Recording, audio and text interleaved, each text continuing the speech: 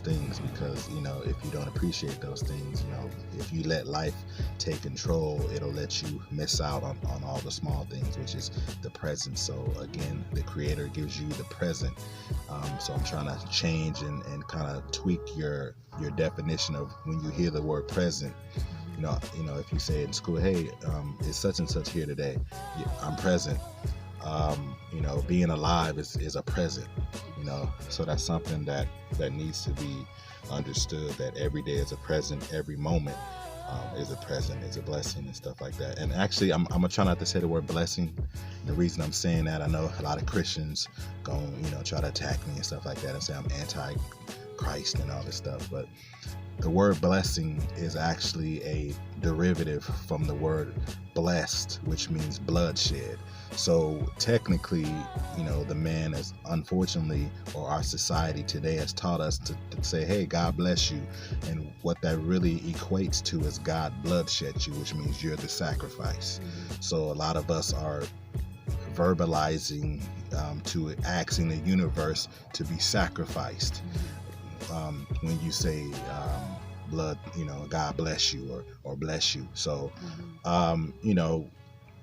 that's just something small that I wanted to put out there. I didn't mean to ruffle any feathers or try to get anybody to say, I'm a devil worshiper and all this stuff, because unfortunately, when people don't understand something in our time and day, it pretty much equates to something being wrong, or it must be incorrect. So another person's understanding, if they don't understand something, then it must be wrong, and that's a selfish way of looking at things. So I'm more open-minded. I'm more advanced when it comes to my intellect and psychological standpoint. So I understand that even if I don't understand it, it doesn't mean it's wrong, or it doesn't mean that it can't be done. It's just I can't wrap my mind around it. So my understanding or lack of understanding of something does not dictate it to be true or factual or not. So that's something that I wanted to share with all the couples and stuff out there. But back to relationship stuff, again, you have to take the time to unwind. You got to take the time to be in the present, to accept the present. The universe gives you a present so the present is to be present.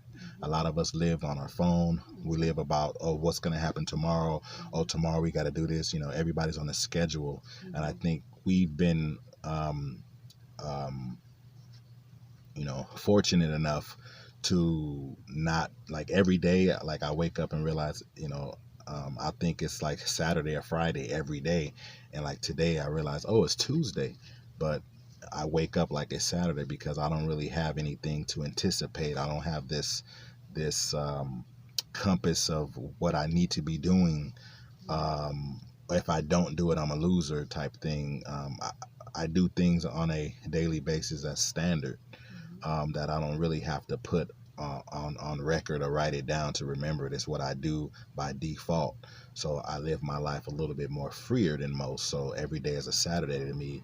And I realize, oh, it's really Tuesday, because I realize it's Tuesday because everybody else, people who are stuck in that rat race of time, and when Monday through Friday, and only get in, and all these things, every day to me is a present, is a Saturday. So I kind of go about my day, um, and that's how I'm able to conquer and not get caught up in um, self gratitude and self indulgement, and really, I get a appreciation for every breath, for every eye blink, for every time I get to move my hand, every time I get to control my own thoughts. A lot of people don't realize that you're in control of everything that happens to you. No matter what comes your way, you control how you react to it or how you see it. So I definitely appreciate that control, and I use that control wisely. So I think, that's why, I think I'm built to be a king. Of course, I'm to be the prince because my grandfather is Prince Arthur Racing, and I basically inherited his genes. So I'm to be the prince. But I feel like I have the ability to be king, because I know I don't want to misuse my power. Um, a man once told me that in order to judge a man, it's easy to be good if everything's perfect, but the true judgment of a man is to give him power. And if you give him power, what is he going to do with it? Is he going to use it to destroy, or is he going to use it to build? And I know I'm using my power right now, whether it's small or gigantic or enormous. I'm using my power to build, and I'm using it to build you, as well as I'm using it to build her, and I'm also using it to build myself. So as I speak, as I said before, I'm also listening. As I teach, I'm also a student. Have a lot to say. Usually I was quiet and stuff like that as a kid and all that. But anyway, we'll talk about that in other segments. We got a long time to talk. Long time to talk. So I want to ask a question. As a woman, what is your interpretation of like what is every day, like what is the present, like what is the universe present to you now, how you see life, and say just go back 10 years, and like how did you view life on a daily basis to where you are today, and with time and with our responsibilities and stuff like that, like what is the present to you? The present to me is much more freeing than it was before. Before there was always, a time frame. Things had to be done by a certain time, had to be at work by a certain time, had to wake up by a certain time. It was hectic. It was stressful. Thinking that, if the difference of 5 minutes will make or break your commute going to work. And so it was hectic, you know.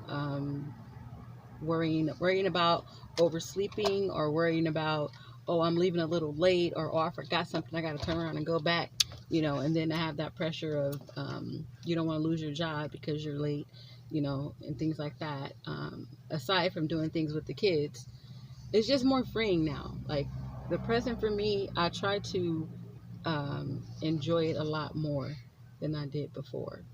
And sometimes that kind of leaves me in la la land, for lack of better words, because I'm enjoying the present.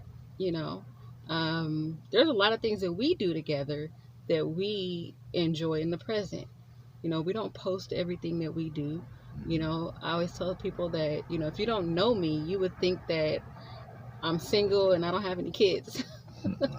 Because I don't post my whole life, because I try to enjoy those things. If I go out to dinner, or, if we go on vacation or something like that, I'm enjoying my family. I'm not trying to post and show everybody what I'm doing, because I'm enjoying the present. Um, there's a lot of times when we talk that will be good material, for All these the time. segments, but it's the present for us, and it's for us, you know. And I really appreciate those things. I look forward to those things. We talk a lot, not just on here, and I'm thankful to have someone that talks. A lot of guys don't talk, so I'm thankful for that. Not only that he doesn't only talk, he listens too. Very good listener, so that's really good as well. Um, yeah, the present is just it is what you make it too. I'm gonna say that, because you can be living in the present and still trying to act like you're in the past, or live in the future